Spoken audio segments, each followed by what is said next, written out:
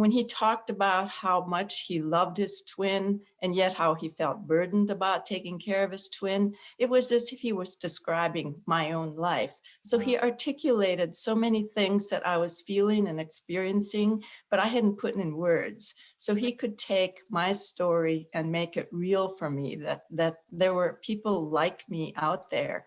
And he really helped me understand what was going on in my life.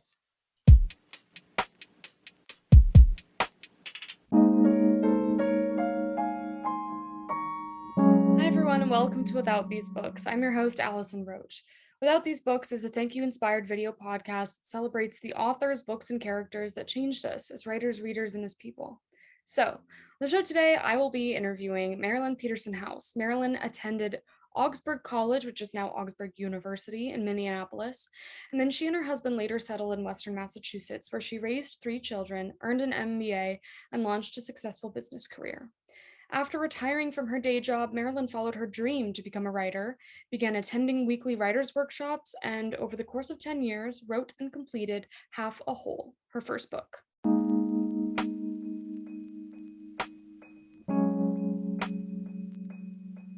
So, what is the book that you chose to talk about today? I chose the book by Wally Lamb, I Know This Much Is True. So, how would you describe this book from your point of view? This book is, let me say that Wally Lamb starts his book with a tragic scene of his identical twin chopping off his hand and throwing it onto the floor in a public library. 12 years earlier, my twin brother had a psychotic breakdown at age 45 while we were visiting my mother on a holiday visit. So Wally Lamb's book, when I picked it up and started to read it, took me right into my life. It was like he was articulating my experience. Wow. So, when did you pick up that book? What was the circumstances like when you read it?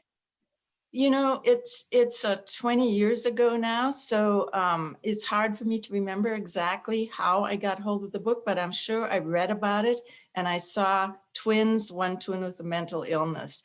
And I'm sure as soon as I saw that, I picked the book up and wanted to read it because, of course, it sounded like something I wanted to know as much about as I possibly could learn. Right. So, what was that like to read a story that had a lot of similarities to your own life? How did that impact you? It was astounding. He showed the characters in his book as being so human. So they were all capable of being good. They were all capable of being not so good.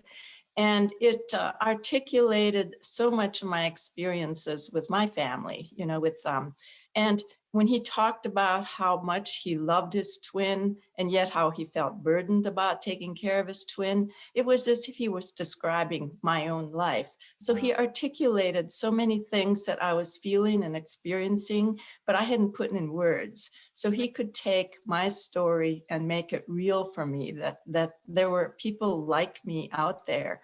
And he really helped me understand what was going on in my life. Right. Absolutely. So, how beyond just giving yourself like recognition, you can see someone else who's gone through something similar to you in this book. How has it impacted your writing in any way, or your approach to writing? It has totally impacted impacted me. But the interesting thing is, I didn't think about the fact that I wrote my book 20 years later. After Wally Lamb's book came out. And when I was writing it, I had almost forgotten about his book. And only when I finished writing it or was nearly done and my son read it, he said, "Mom, you have just written your real life, which is what Wally Lamb wrote in that book you loved so much back, in 1998. And I had sort of forgotten about that. And so I got out his book, a copy of his book, and started scanning it. And I was astounded at the themes and how many of the themes I had written about were the same themes that he had showed his characters struggling with.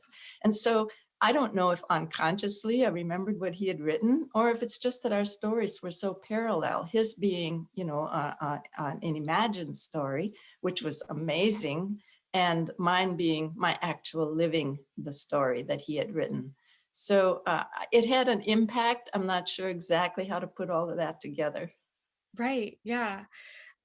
So about your own book, when did you start writing that, and how did you decide that you wanted to tell this story? Well, I started writing it when I was 70 years old, and I had just retired from work at 67. My twin brother had died that same year, and I had, I worked in a business career, so I didn't really have time to even think about writing something for myself.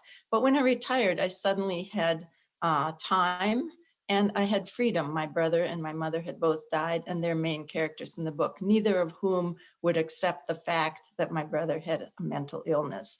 So I knew I couldn't write the book while they were alive, or at least not publish it. And so I finally had time to write the story that was burning in my heart. This had been in my life such an incredible experience to have this intimate bond with my twin, and then to have him sort of taken away from me with mental illness, and then to sort of find a way to reconnect with him. And it was a story that was burning in my heart. I really wanted to tell the story. Mhm. So in the process of writing, did your experiences, like, what was it like to reflect on your own experiences and try to tell them to other people? Because I know from in my own experience, when I'm thinking about my own life, I feel like, how accurately can I bring this to other people? Because everyone has their own side of the story, and I feel like, did this happen? Did it happen this way? Did you deal with any of that? Yes, I did. And I felt I worked with two editors because, of course, I was learning the craft of writing while I was writing. I sort of jumped into the ocean and said, I studied craft for about 3 years, just reading about craft and taking local workshops, etc. And so while I was writing it, I found that I was actually felt as though I were being transported back to the moment at which it happened. I relived it. For instance, that traumatic event at my mother's condominium. I relived the emotions. I relived the event. But I was working with the editors, and they told me, they said, we don't just want to know what happened. We want to know the impact it had on you. So you've got to go deeper. You can't just, tell the story. You have to tell what the impact was. So I found myself processing all of it as I wrote, processing what did this mean to me? What was I feeling? And what was happening? And so I really dug into the story deeply in order to tell it at the level at which I felt it needed to be told. Yeah, that sounds absolutely fascinating. Is there anything else that you wanted to share about Wally Lamb's book and how it impacted you, or how just seeing yourself reflected in another story in some way is important? Yes, I think that Wally Lamb, it's hard to believe he isn't a twin. The Mhm. fact that he was felt so responsible for his twin, he felt the burden of twinship, and yet his bonds of love were so strong that there was no way he could abandon his brother. That spoke to me very strongly because he understood what I was feeling, even though he wasn't a twin. And when he talks about the heartbreak of mental illness, my heart was broken with my brother's mental illness. And he talks about the guilt of your twin had a mental illness. It could have been you. And so I totally identify with that. And when he went into, worked with a therapist, a psychiatrist who was very helpful to him, when my twin had that massive breakdown, I went into therapy because I had a silent breakdown in response to his breakdown. And the therapist really helped me unravel so much of my loss and my grief over my twin. He really helped me open up that ocean of grief and gave me a chance to kind of put my life back together again and be able to go on with looking at my twin through different eyes. So Wally Lamb's book was amazingly helpful to me.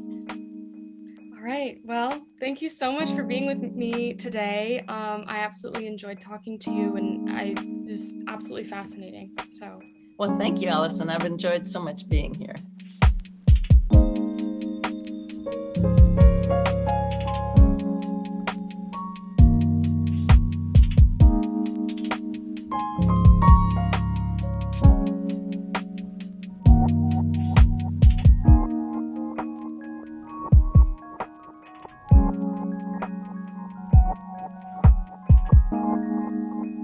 Join the conversation at withoutbooks.org.